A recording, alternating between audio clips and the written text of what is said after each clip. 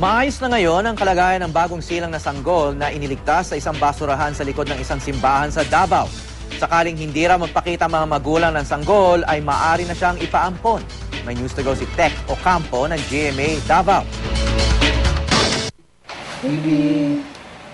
Himalang nakaligtas ang bagong silang na sanggol na babaeng ito matapos matagpuan sa isang basurahan sa likod ng simbahan noong Biyernes. Agad siyang dinala sa Davao del Norte Hospital. Ayon sa mga doktor, malusog at stable naman ang lagay ng sanggol na tinawag na Baby Hana ng mga nurse. Ang ilang bagong panganak na ginang na pasyente rin ng ospital, voluntaryong nagpa-breastfeed kay Baby Hana.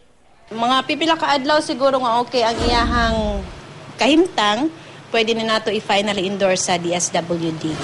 Umaasa naman ang mga otoridad na matutukoy kung sino ang nag-iwan sa sanggol.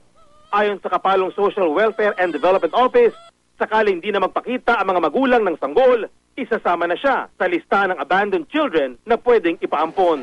For adoption is 3 months pa dyan na siya, no? Ma-consider na itong abandoned jud siya. Tech Ocampo, GMA News.